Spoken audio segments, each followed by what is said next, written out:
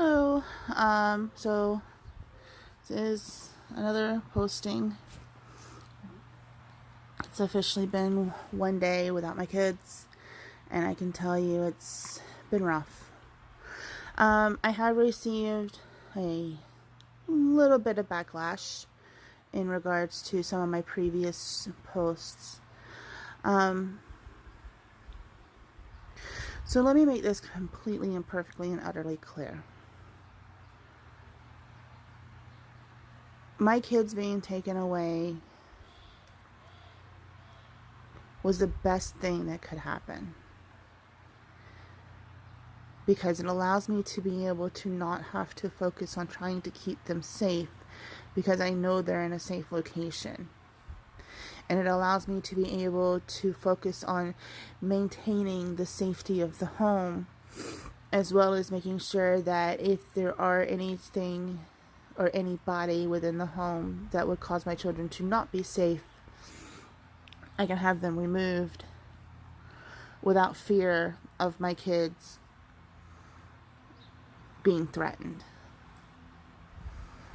Yeah, I was emotional and I was hurting.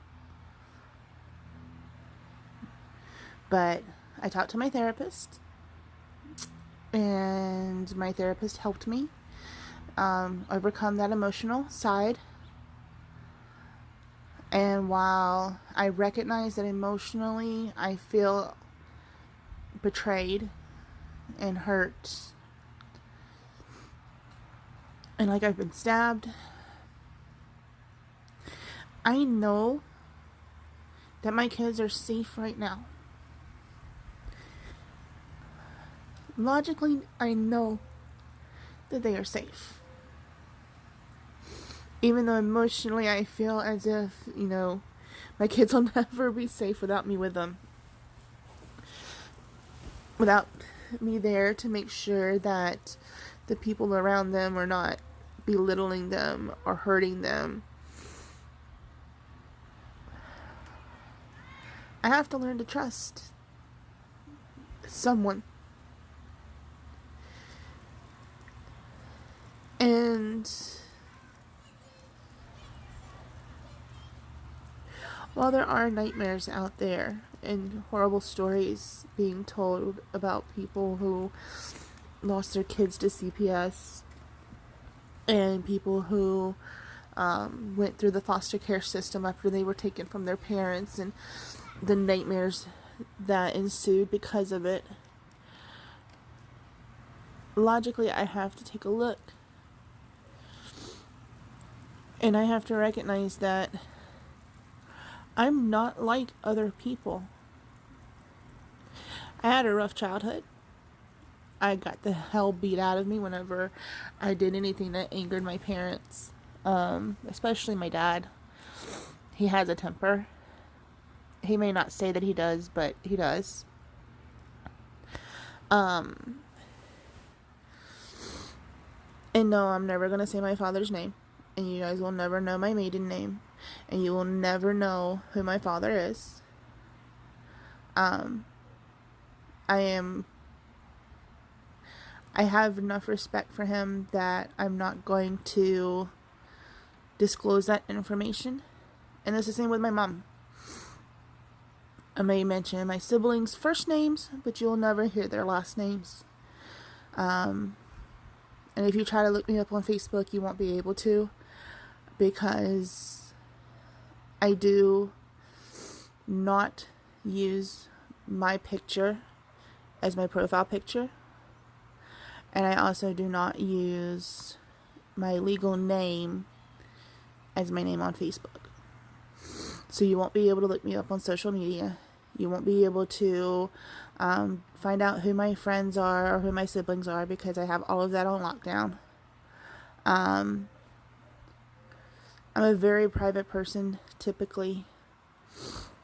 But as I said at the beginning, my therapist believes that the writing, while it's helping, I do need to do something else to further assist. Because I don't have anyone that I can talk to. I don't have anyone that I can be able to disclose information to, and my thoughts and emotions. and my feelings.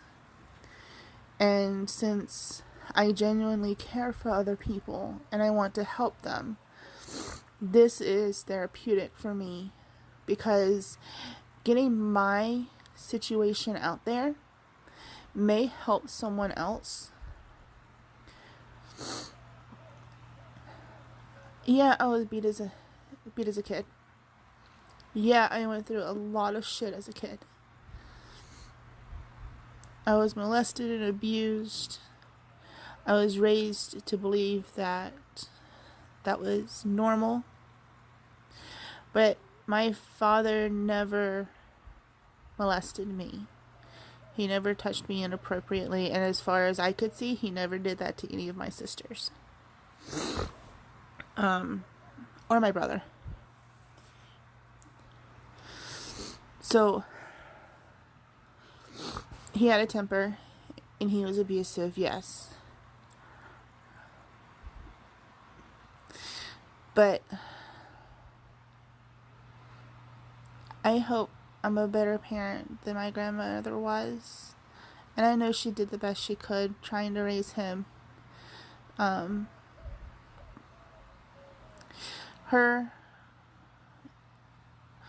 parents, to hear her talk, her dad was abusive as well. And my grandfather was abusive. Both of them. She was married twice as far as I know. So my biological grandfather was abusive.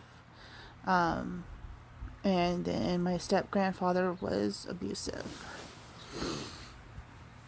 And my step-grandfather didn't come into the picture until after my aunts and my dad were older. So she raised all of them by herself. And I know she did the best she could.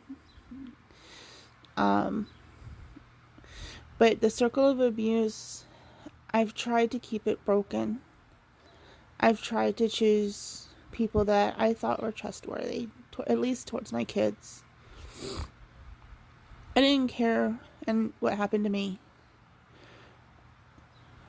And part of me still doesn't care what happens to me as long as those kids are safe. But I know that in order for me to keep my kids safe, I have to keep myself safe.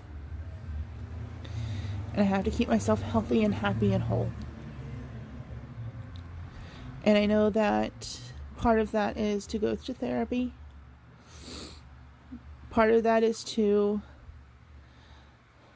embrace my past and learn from it instead of burying it like I've been doing for the past 15, 16 years. So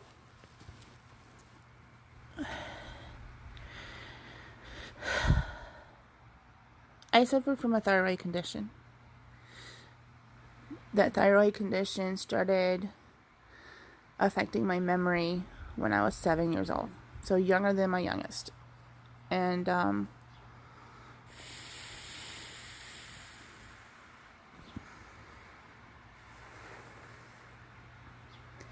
I may not remember things very well from when I was a kid. But I do remember the sexual abuse from other people. And I may not remember the situation surrounding it per se. I only have what people have told me as far as the situation around it goes.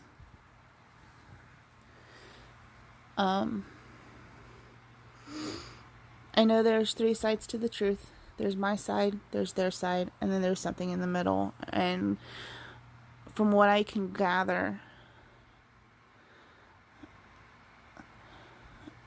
my parents were aware of what was going on. Both of them. Not just my dad, not just my mom. Both of them were aware of what was going on. But because of the age that they were raised in, and because of their own religious backgrounds, instead of facing it head on, they decided to keep it shush. I cannot tell you how many times I've been told, just this week alone, from both of my parents, that I need to just keep my mouth shut, that I need to learn my lesson, that I need to stop speaking, that I need to stop talking, that my mouth is going to get me in trouble, that I deserve what's happening to me. And that's from both of them. And some of it's from my mother, some of it's from my father, but it's basically what has been happening this week. And it takes its toll. If it wasn't for my amazing coworkers, my therapist, the police detective who's involved in investigating, and the CPS worker who has been working with me, I honestly think that I would crumble. Because even though I know my family has my back, I know that is, I'll give you guys something better to look at than my sheets. I know that my family's support is contingent upon me acting a certain way. And I'm pagan, and I'm proud to be pagan, and I am so happy with my religious choices that I'm not giving up those beliefs. The beliefs that my parents want me to believe do not make any sense to me at all. I don't see how a God that is supposed to be loving and kind and only wants the best will sit there and put ultimatums and test that love that you have for him.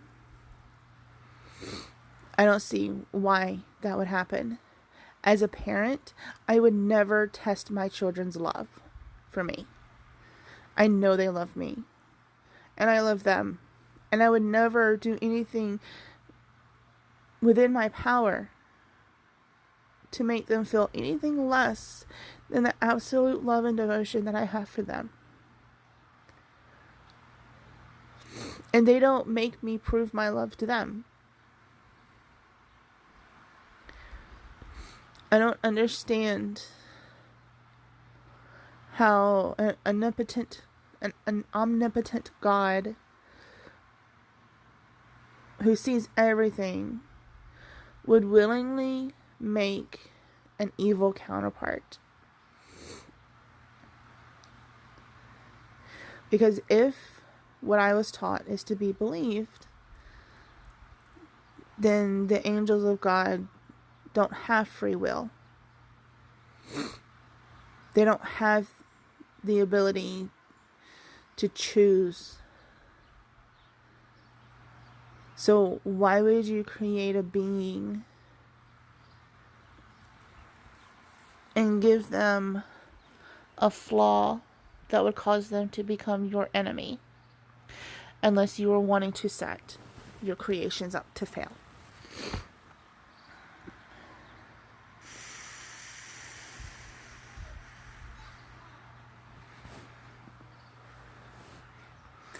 I mean, that's some pretty narcissistic behavior, from what I can tell. My faith does not require a statement of faith. My faith does not require proof of devotion, love, or commitment.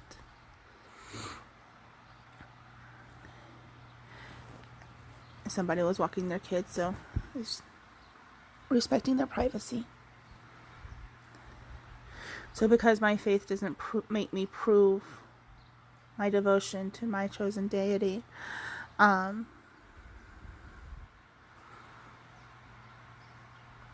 that's what I believe.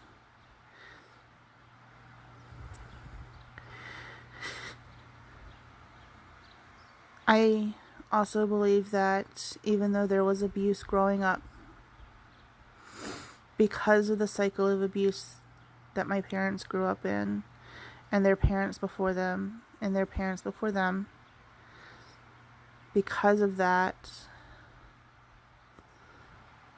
I can't hate my parents for what I went through.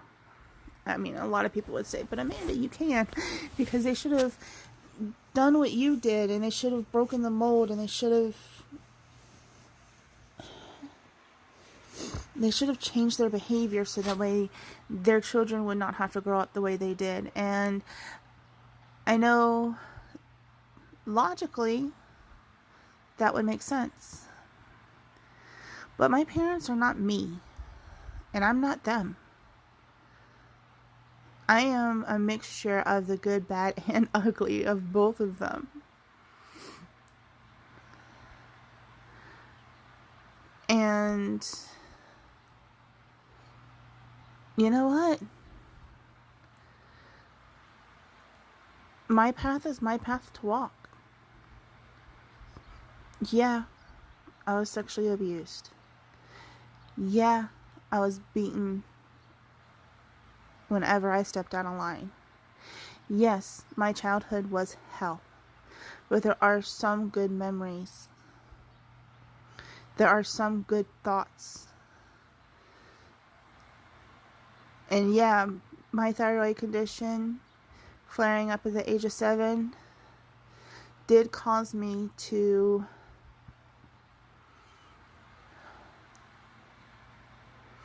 have a skewed sense of time. And it did cause me to see things differently. Because I'm not like my siblings. Oh, sorry, neighbors. I'm not like my parents. I'm not like anybody in my family. I am genuinely the black sheep. The one who marches to the beat of a different drum. And where I'm different, yeah, I'll give you the shirt off my back. Yeah, I'll let you stab me in the back and hurt me and drag me down. But where I'm different is that you can do all of that stuff to me, but all of it is forgiven and forgotten when you apologize, admit you're wrong, and change your ways. If you can't do that, then I turn into basically where I'm at now, which is, the cold-hearted bitch that I am. Because if you can't change yourself, if I don't matter enough to you for you to change yourself, then I have no reason to keep you in my life. And I love my parents.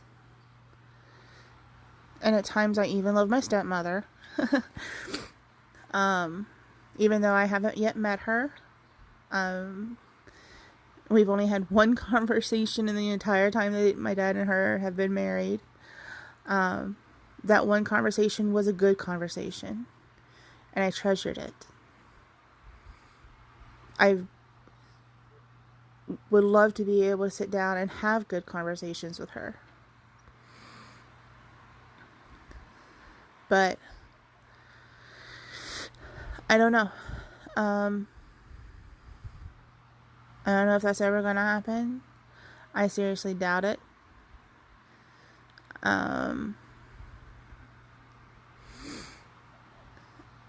But that's okay. If it never happens, then it never happens. So, yes, my kids have been taken from me.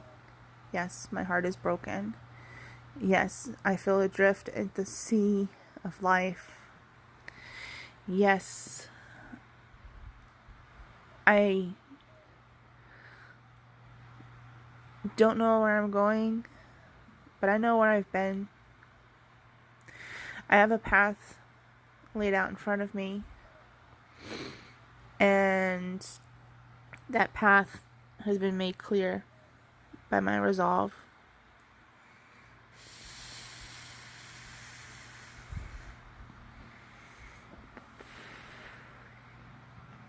And if I get any backlash from this video,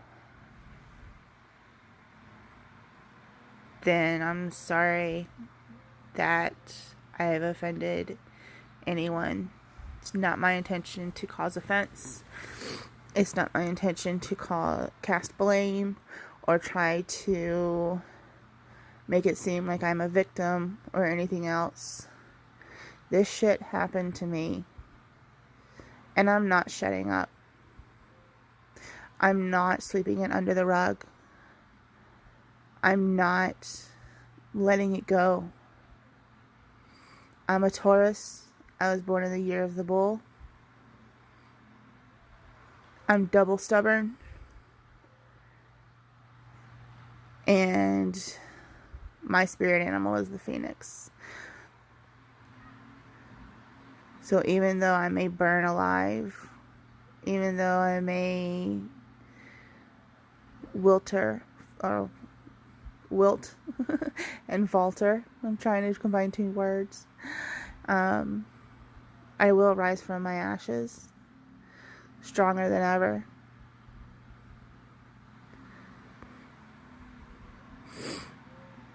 I love my siblings, I love my parents, but I recognize their faults.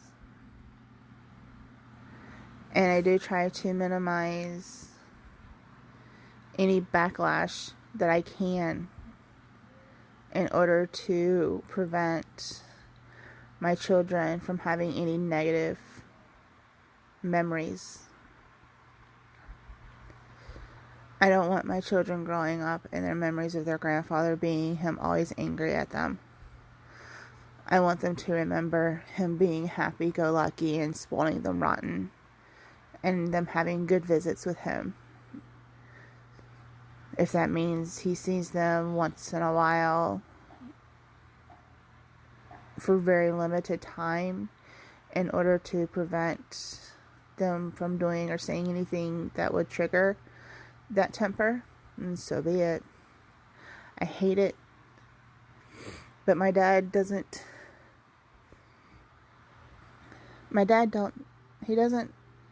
do well with small children, and he knows this. He knows that he has a temper, and he knows that he doesn't do well with small children, and he knows that he does have that fault.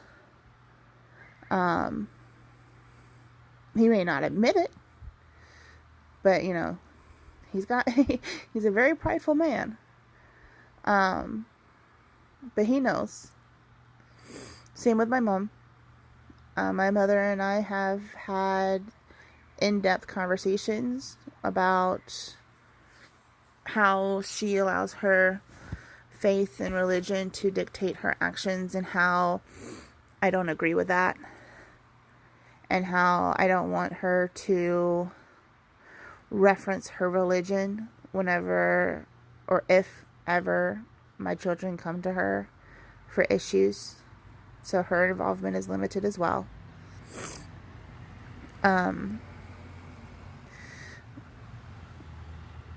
My brother, he works a lot, but he's genuinely a good guy, and I wish that my kids could spend more time with him. And even though I love my sister to death, my one surviving sister to death, she also has my father's temper. And she's also got the mentality that she has to fix everything. And sometimes it's not a situation where I need you to fix it. Sometimes it's a situation where, hey, I just need you to listen, because I can fix it myself. I just need you to listen.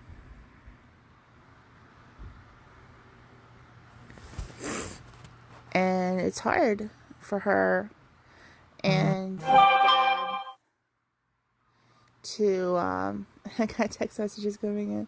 It's hard for her and my dad to understand that not everything that comes to them is something that needs to be fixed. Sometimes it's frustration and I need to vent because, I already have a plan in place of how to fix it. I'm just feeling emotionally overloaded and I just need you to just shut up, let me talk, and let me say what I gotta say. Don't offer advice. Don't say, this is what I would do. Just shut up and listen. And I've had to have those kind of conversations with my dad where it's like, Dad, I have an issue. I already know how I'm going to fix it, but I'm feeling overloaded and I need to just vent. And I need you just to shut up and listen and let me say my piece. And then I'll tell you my plan. And then you tell me if it's a good idea or not. And there would be times when he would be like, okay, Amanda, no problem. And he would actually let me vent. And then I would tell him what my plans are. And then he would say, okay, well, this is, the issues that I see that could come up. Or that sounds like a solid plan. It doesn't sound like there's anything that could cause any issues. And the reason why I would do that would be because I would recognize that I was emotional at the time. And even though my dad taught me to think 12 steps ahead, he himself thinks 20 steps ahead. So he might see an issue that I don't. So I would go to him. I don't go to him very often. Only on rare occasions. But bigger, brighter things. So, I told you guys yesterday I don't deal well with blackmailers or people who threaten me. And I meant it. The keys to the vehicle that my aunt got me was never delivered. She never had them relinquished. And because they never were delivered and they never were relinquished, I had to figure out transportation. So, 75% of my paycheck is going to be going to the dealership for the down payment. But I want to show you guys. It's a very exciting thing. That is my new baby in the driveway. I got a brand new car and it's fully loaded and it's gorgeous and I can't wait to show the kids. They're going to love it. Come on, camera, focus. It's got a sunroof and a moonroof, and it's got air conditioning for the front and back seats. It's got air conditioning in the seats where the seats can be cooled down or warmed up. It connects to my phone. It is awesome. It's got a GPS on it, so instead of using the GPS on my phone and killing my battery, I can just plug in the information in the car and it will literally get me to where I need to go. Which is a good thing because my son likes to tell people all the time that my brain is a computer, and I had to delete my sense of direction in order to be able to remember other information that is more important. And I'm going to decline it right now because I'm going to talk a little bit more. So I got a call from the CPS worker just today, and I told her everything that I was doing. I told her that I had already contacted my landlord, and I already gave them copies of the restraining orders and eviction papers. Police reports were already submitted to my landlord, so my landlord is aware of what's going on. They understand that the house is under an emergency state right now because of the domestic violence and the sexual abuse, and that the children have been temporarily taken out of the home until I can be able to get everything secured. They gave me a phone number to a locksmith place that they use for when they do the change of locks on houses.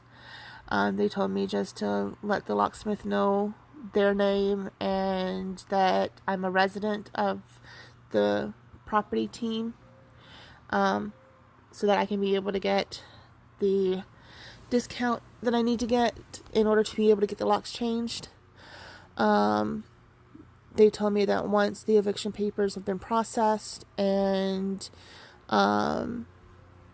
everything is legally done, I can have my ex and his friend and his new woman removed from the lease to where it's only me and the kids.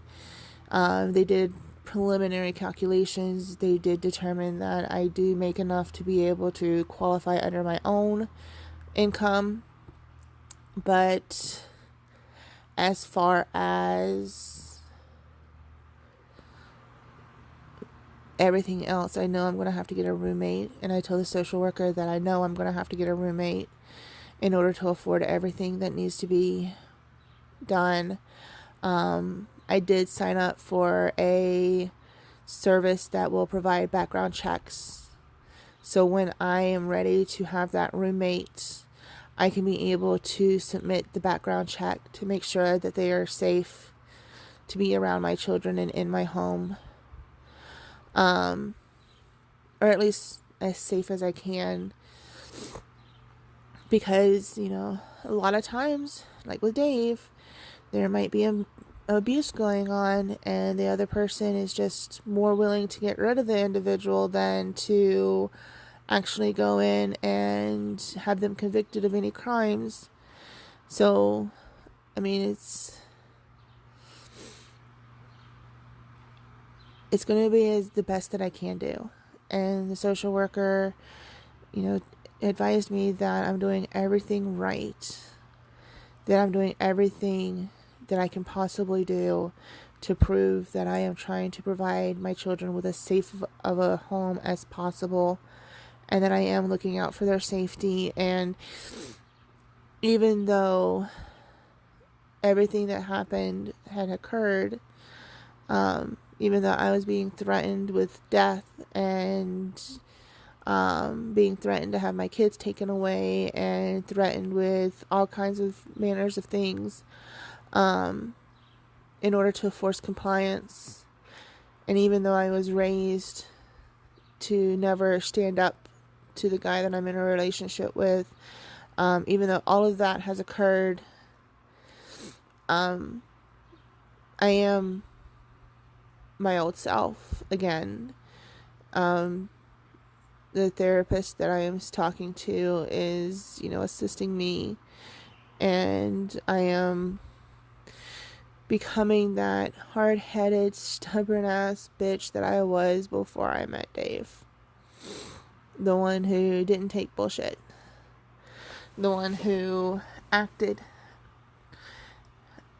Who did everything she could to protect her kids, even if it meant stepping out on faith, basically, and going alone.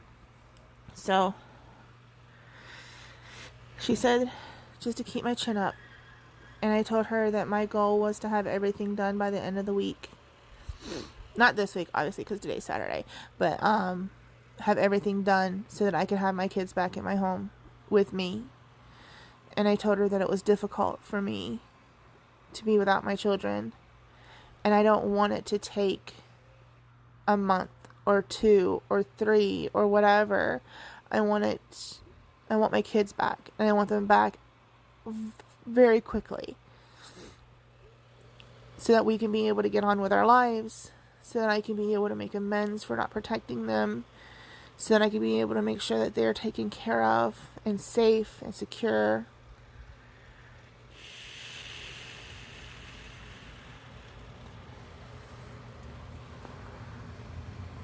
Because that's my end goal. My end goal is to make sure my kids are safe and secure, and that they are with me and they're happy and healthy and whole. So that's so far today. I did share with a social worker that because of all the stress and everything that I've been under, I think the only thing I've had this week was a hot dog, and that as soon as my coworkers found out about what was going on, they immediately started rallying around me to help me and support me when I was getting my new baby.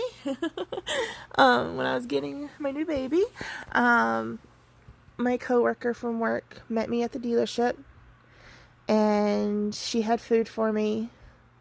And while they were working up the paperwork and making sure everything was taken care of for me at the dealership, she sat me down and she made me eat. And I didn't even realize how hungry I was until I was full, and I look and I'm like, oh wait, the chicken sandwich is gone. And she laughs at me and she goes, see, I told you needed to eat. And the social worker laughed and she's like, it sounds like you do have a good support system. Maybe one that you didn't even realize that you had. Because your coworker is right. You need to make sure that you're getting, 8 hours of sleep, and you need to make sure that you're eating, because if you get sick, because you're the only one that your kids can rely on, you can't take care of them if you're sick. And you need to make sure you take care of yourself, because even though you want to take care of them, you can't take care of them if you can't take care of you. And so, even though I'm not hungry, I did eat. I fixed myself a hamburger, and I've got some cheesy balls to snack on, and I've been under so much stress that I'm actually craving chocolate. So I'm thinking about taking my new baby up to the gas station to get like $1 candy bar or something sweet. I'm trying not to spend too much money because I only have like $20 in my account. So I'm trying not to spend too much money, but I am probably going to, because the dealership didn't fill up the tank. They only put it up to half a tank. But I'm probably going to take it up there anyways, just to try to put some more gas in it, so that way I have enough gas to last me until the end of the week.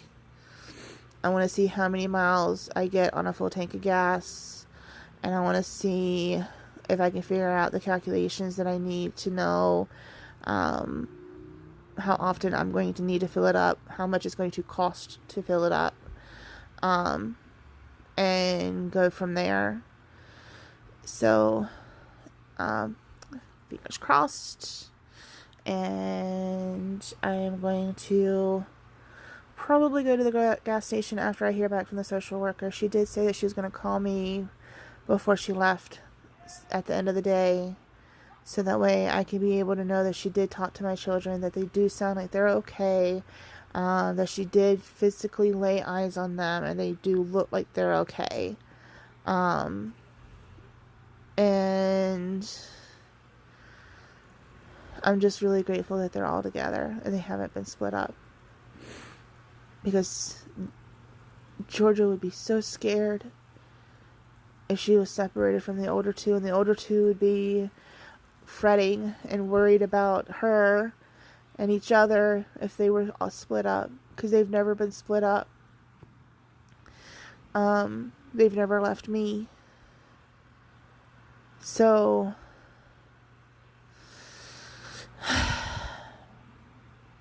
I'm doing what I can, and I'm doing it as quickly as possible, and I'm pushing things through, and I want this done and over with, because these two people are monsters,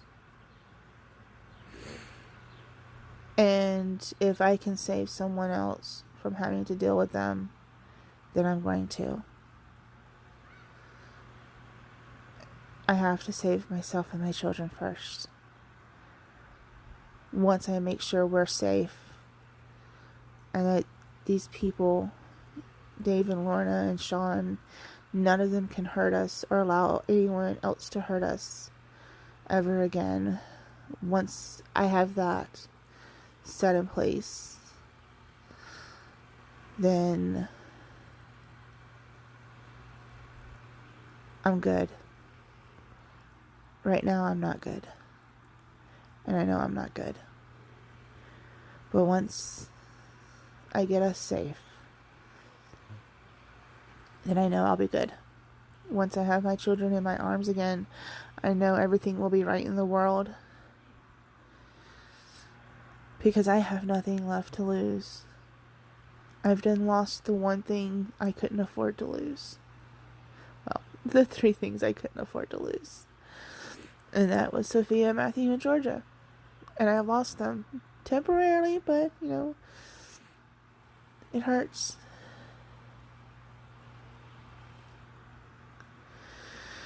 So,